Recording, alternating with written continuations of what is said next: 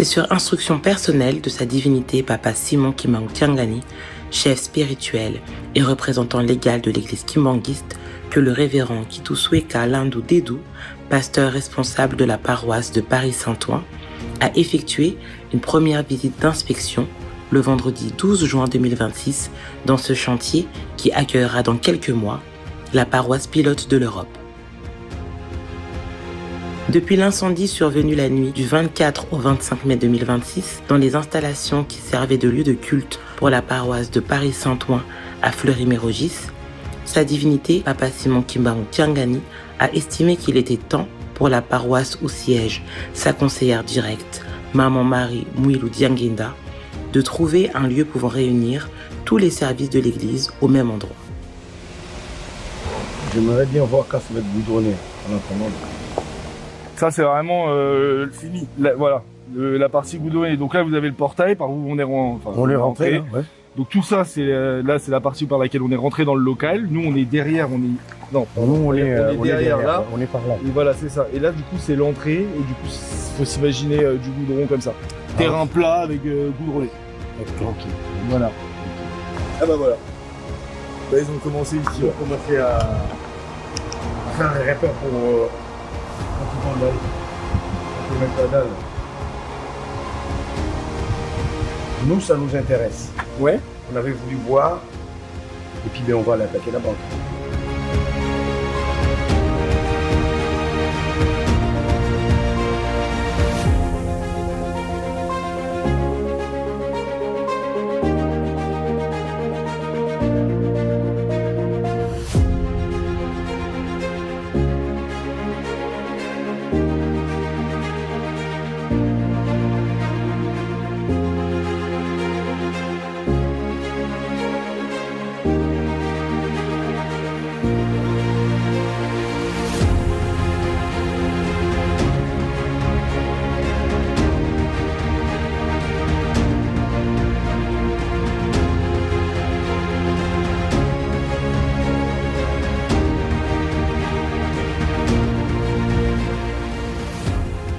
Dans tous les cas, là, pour les travaux, le temps que tout soit livré, etc., faut raconter 4-5 mois. Donc ça vous laisse le temps d'aller démarcher un peu votre communauté, leur expliquer votre projet, les faisabilités, les avantages et les inconvénients, parce que comme dans tous les biens, il y a des avantages et des inconvénients. Aussi, oui. Mais là, ouais. Ok, donc vous avez à peu près 5 mois pour remettre tout ça à peu près. Je vous confirme les délais. Je vous confirme les délais dans le week-end.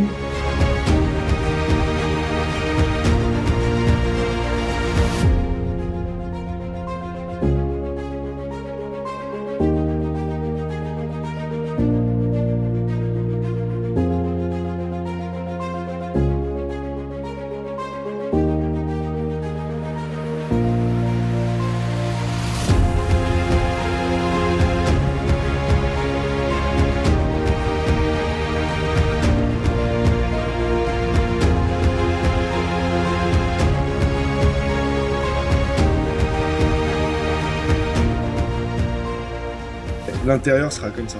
Ah, ok. Voilà. Alors là, actuellement, c'est comme ça. Là, c'est comme ça et ça finira comme ça. Ah, ok. Ok. Voilà.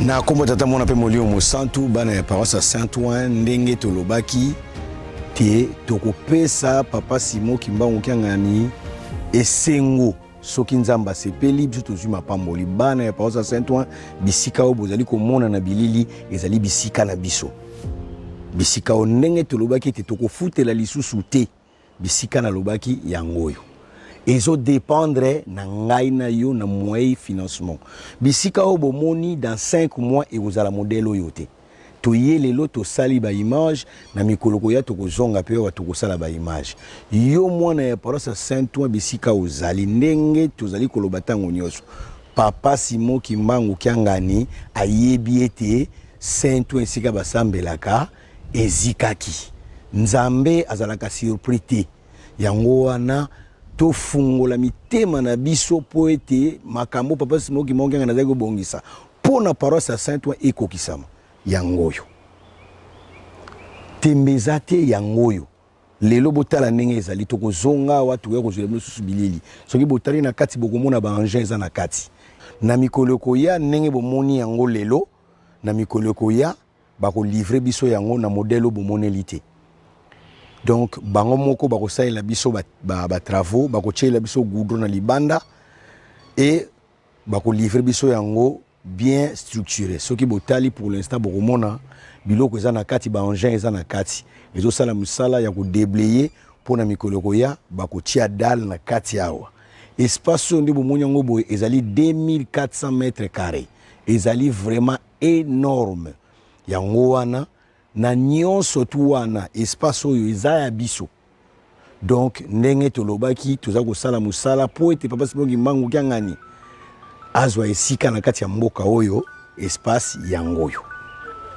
ezo dépendre sikoyo na ngai na yo ndenge nini tokotiela volonté dans 5 mois bakolivre biso place oyo donc eko dépendre na biso na moyen de financement na biso le plus rapidement possible tokoacquérir bien oyo makambo nyonso tout financement tokotia en place yo mwana ya Saint-Ouen landela yango de près po toacquérir eloko oyo ezali na 2400 mètres carrés avec un terrain de 7000 mètres carrés donc ezali surface moko lokola terrain ya foot ndenge ezali awa donc na sima na yango eza mulai na bilili bokomona na kati étendue espace oyo bozomona ezali munene na kombo.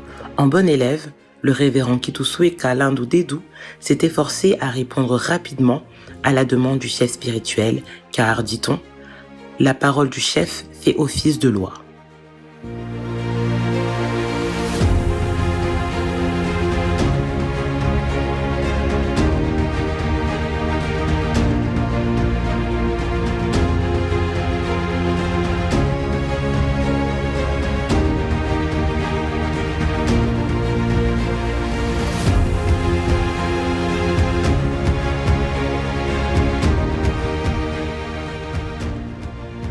Une deuxième visite fut organisée le vendredi 10 juillet 2026. Cette fois-ci, Maman Marie Mouilou Diangenda, conseillère directe de sa divinité, Papa Simon Kimbangu Kiangani, chef spirituel et représentant légal de l'église kimanguiste, a décidé de fouler le sol de ce chantier pour s'enquérir personnellement de l'évolution de ce projet qui demande l'implication de tous les fidèles de la paroisse pilote de l'Europe et pourquoi pas des autres paroisses sœurs. Eza énorme, c'est tout kokate. Ata lelo to kokate mama to potia to valia to vana ndenge.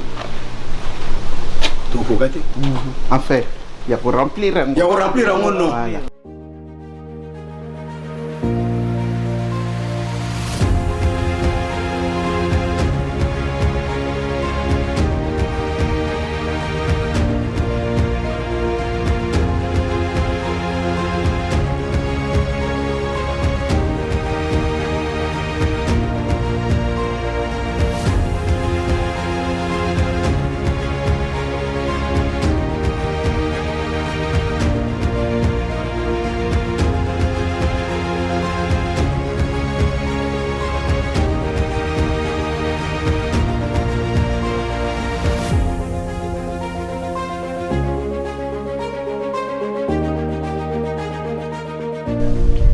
C'est vrai que lelo na ba condition tozana on a lingomba na biso poto to esika moko ba nyosto ba kozala na facilité au comme eza moins difficile et fandeli na biso et beteli na biso musique et gareli na biso tout ça maman faut tenir compte là.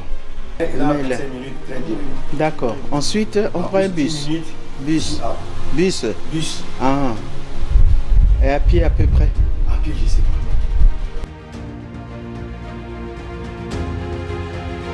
Quelques responsables du bureau paroissial présents lors de cette visite n'ont pas hésité à livrer leur impression au micro de la radio-télévision kimanguiste afin de mobiliser les fidèles. Toye nesika oyo na lie oyo to liyebisaki bandimi ete emonani mpona kozwa esika na biso moko pamba te tozali komona pasi outa papa aloba ete toluka esika totia libaya kombo ya EJCSK ekomama comme ça moto nyonso tanga alongi koluka adresse ayeba ete paroisse na biso kimbangiste ezali na esika boye yango esika oyo emonanaki tozali awa biso moko te tozali awa na mama conseillère direct ya tata mokonzi abule mama Marie Mwilu Kina tozali ne awa papa pasteur responsable na équipe mobimba bureau tozali awa esika yango oyo toyei kotala ndenge papa Simon Kimbangu Kyanga na yebisaki mama akoma na esika oyo amona yango aniata sikoyo ezali kodépendre kaka na biso bana ya paroisse de Paris Saint-Ouen tosala makasi tobimisa baénergie na biso mpenza mpo ete likambo oyo ete elukama banda kala ekokisama kasi lelo bingai na yo tozwi opportunité ya kosala likambo yango soki lelo tokokisi maloba ya papa imaginons nous mapamboli nini tokozwa tokokota na kati ya mémorial bakombo na biso ekota na kati ya Panthéon kati na France awa yango wana tozali komobilize na biso banso bandimi ete biso banso tose mobilize totia mpenza maboko totia baénergie na biso mpo te likambo oyo ekokisemela biso na ekeke oyo ya mine kombo papa Simon Mbangu etelema na mboka oyo ya France totie makolo na demande ya papa mokonzi abule même mama conseillère kotia makolo place oyo ngai donc na kosenga esika oyo ezali monene eza esika ya kitoko eza esika ya malamu 7000 mètres carrés na sima na nga bozomona salle 2500 mètres carrés bisika to banda ko sambela na Fleury ezalaki 800 mètres c'est-à-dire c'est 3 fois eloko na kosenga eza ya mokuse biso bandimi to se sensibiliser to se mobiliser kombo na biso ekota na histoire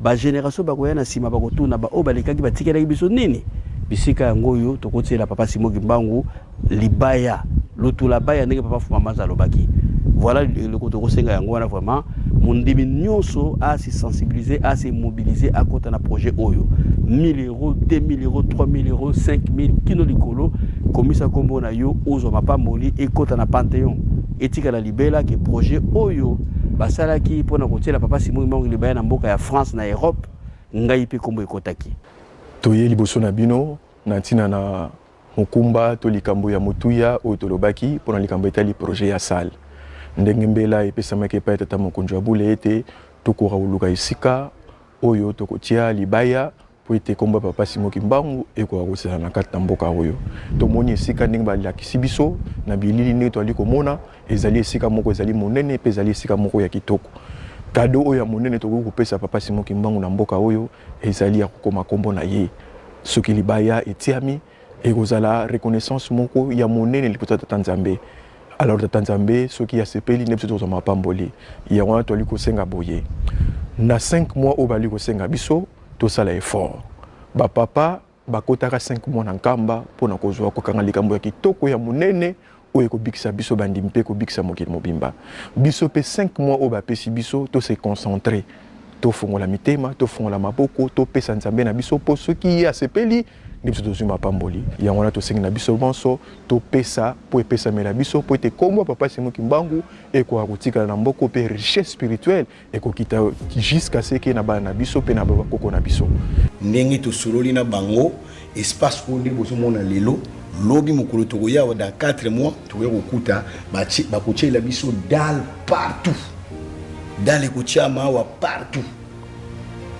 bakozongisa biloko oyo bardage ekozonga isolation biso moko tokosala mais ndenge ezali boye tokozwelango modele oyo te libanda mpe ndenge ezali wana tokozwelango modele wana te libanda ekozwa goudron na kati awa mpe bakotia dalle partout yango moni baengin evandi awa po epesa enivele espace oyo comme ça goudron ekokota awa awa toza entouré toza na voisin te iplace oyo tozali donc otia makelele ndenge olingi ganga na yo ndenge olingi moto akoya kotuna yo azali te papa Simon Kimbangu ganga na pesi biso bana saint espace oyo ezodépendre na ngai na yo soki tobeti yango rapide ti tokokota mvula sika na katikati ya mvula tokoya obanda kosambela tosingi na bango lere bakosala na travaux biso tokokanga kaka awa oyo nyonso tu tokosala yango sale espace oyo bomoni ekozala babureau ya bamouvement service association na lingomba awa barépétition babureau ekozala awa parce que hôtel sous plafond eza molai donc tokokotia même dalle mosusu oyo ya libaya nini ya libaya tokaboli yango donc na likolo makambo nyonso tu tokosalela yango partir ya awa yango wana ndenge tokoki koloba papa Simon Kimbangu vient s'apprécier sika biso tout a volonté pour tout réquisitionner locaux tout besoin awa dans 5 mois beaucoup à l'évolution des travaux. Après plusieurs années d'errance, il est plus que temps de redonner de la dignité à l'église kimbanguiste en France. Plus question d'être locataire. Place désormais au projet d'acquisition d'un édifice qui sera le siège de la paroisse pilote de l'Europe.